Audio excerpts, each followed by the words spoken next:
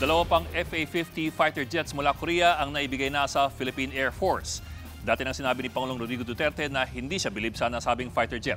Pero ano nga ba ang kakayahan nito? Yan ang naksyonan ni Kay Imson.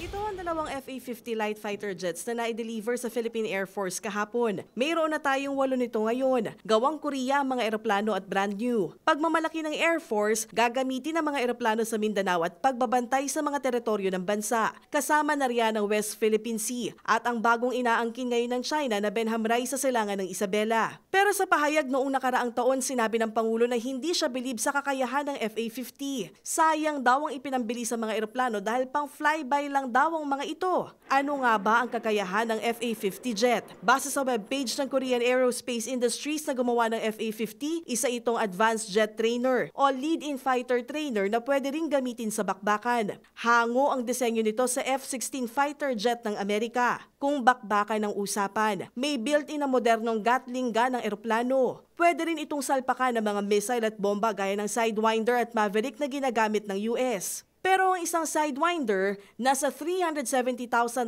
ang halaga. $130,000 naman ang isang Maverick. Meron din namang mas murang missile at bomba depende sa kalidad. Tinanong namin ang Air Force kung may ganitong gamit na ang mga FA-50 natin. Ang kanilang sagot, parang meron, na parang wala. We can tell you on that. Pero sabi nga ni Tom Cruise, di ba, sa Top Gun, I can tell you that, but then that's classified.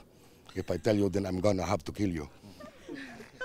Quote lang yun, sa Top Gun, idol ko kasi si Tom Cruise. Papasa naman ba kaya ang FA-50 rito pagdating sa operational range o ang layo na pwedeng marating ng FA-50 para makipagbakbakan at makabalik sa home base nito? Base sa gumawa ng FA-50, nasa 1,150 miles o 1,851 kilometers ang kayang round trip nito. Kung sa pinakamalapit na airbase ng Air Force sa Palawan ito ibabase, nasa 745 kilometers ang layo nito sa Spratlys. Ang round trip, nasa 1,500 kilometers. Pasok sa patrolya. Pero sa bakbakan, mukhang kakapusin. Pagdating naman sa Benham Rai, nasa mahigit 500 kilometers ang layo nito mula sa pinakamalapit na Clark Air Base. Pasok na pasok sa kayang liparin ng FA-50. Ngayon, base sa mga ito, may punto kaya ang sinabi noon ng Pangulo? Bagong fighter jet? Check. Combat range? Check. Sa bakbakan, nabinyagan ng FA-50 sa Mindanao. Kaya para sa Air Force, sulit daw ang kanilang Fighting Eagle.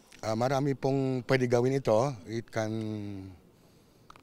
deliver a lot of defense capabilities, air power defense capabilities, itong FA-50 natin.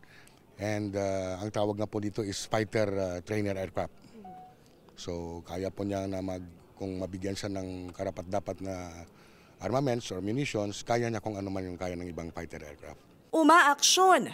Kay Imson, News 5.